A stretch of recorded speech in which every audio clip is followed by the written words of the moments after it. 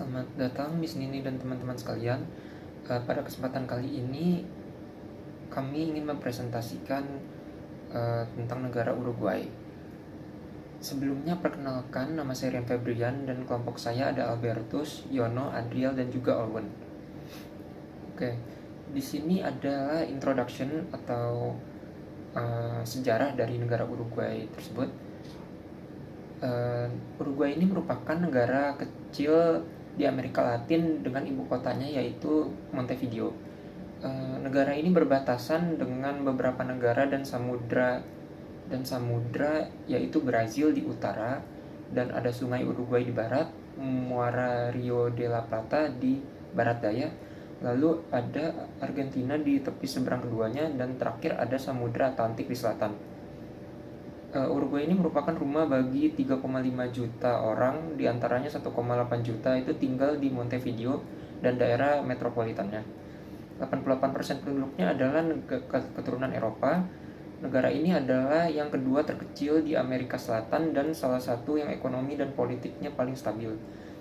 Uruguay selama berabad-abad lamanya melakukan perlawanan yang seadanya terhadap para penjajahnya yaitu Spanyol, lalu mendapatkan kemenangan pada tahun 1811 dan merdeka pada 25 Agustus 1825. Selanjutnya, saya akan membahas tourism highlight yang ada di Uruguay. Tourism highlight yang kami pilih adalah Castillo Pitacmilio. Nah, Castillo Pitacmilio ini adalah sebuah kastil berwarna coklat kemerahan dengan sebuah patung Wing Victory. Di dalam kastil ini terdapat museum, restoran, dan juga ruang pameran.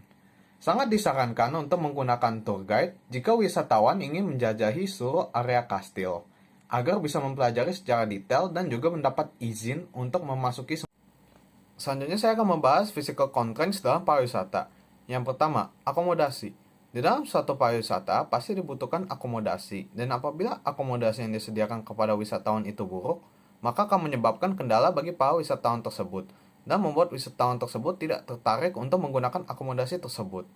Yang kedua, ada kebersihan. Kurangnya kebersihan dan kurangnya fasilitas sanitasi di suatu destinasi pariwisata akan membuat tempat destinasi tersebut jadi kurang menarik dan akan menjadi kendala bagi para wisatawan untuk kembali ke tempat tersebut. Yang ketiga, ada infrastruktur. Kurangnya infrastruktur yang memadai seperti jalanan yang buruk dan sistem transportasi yang kurang memadai akan menjadi kendala bagi para wisatawan yang berkunjung ke tempat pariwisata tersebut. Oke, selanjutnya ada the nature of tourist resource and attraction. Yang pertama yaitu ada Pantai Playa Chihuahua. Nama lengkap dari pantai ini adalah Playa Nudista Naturista Chihuahua, yang artinya pantai bagi pecinta nudisme. Karena Uruguay memiliki banyak pantai untuk ditawarkan, dengan banyak beberapa air tercantik dan paling tenang di Amerika Selatan, tempat wisata, gumuk pasir yang luas, dan kegiatan olahraga, Playa Chihuahua adalah alternatif lain untuk tempat tinggal yang ideal di daerah pantai. Terletak di daerah yang indah di antara pasir, laut, hutan, dan anak sungai.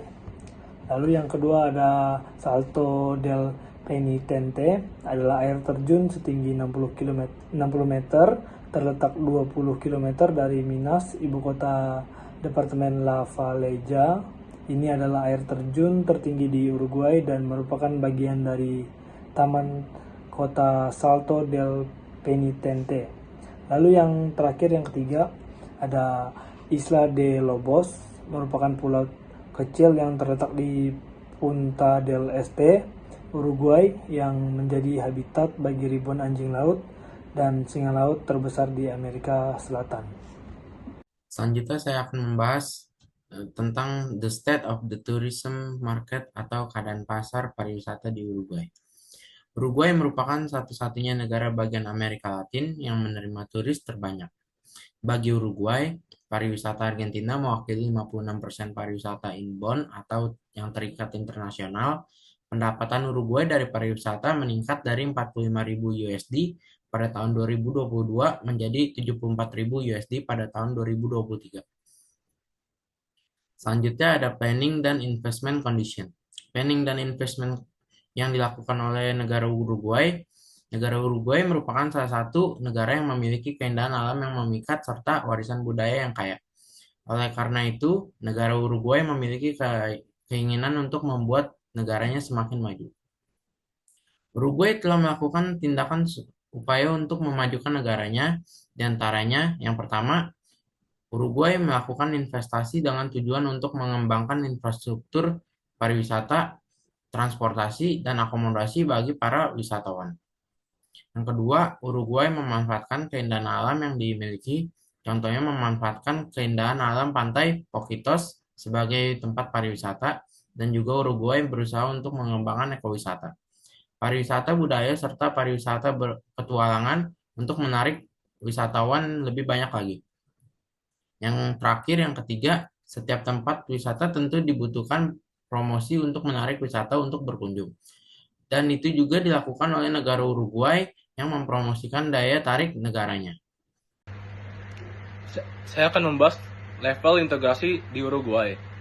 Integrasi di Uruguay berkaitan dengan berbagai aspek, termasuk integrasi ekonomi dan politik. Uruguay juga telah melakukan sejumlah perjanjian perdagangan bilateral dengan negara Latin, termasuk Amerika Serikat. Uruguay juga memiliki tradisi diplomatik yang kuat dan aktif dalam berbagai inisiatif internasional. Namun, perubahan politik dan ekonomi di Uruguay dan di seluruh Amerika Latin dapat mempengaruhi tingkat integrasi negara tersebut. Next. Kami akan memberikan saran untuk negara Uruguay agar pariwisatanya berkembang lebih jauh. Uruguay harus meningkatkan keamanan pada malam hari, terutama pada musim-musim pariwisata. Uruguay harus sering mengikuti kampanye dan promosi internasional agar makin banyak yang mengenal negara Uruguay. Cukup sekian presentasi dari kelompok kami. Mohon maaf apabila ada kesalahan kata. Terima kasih.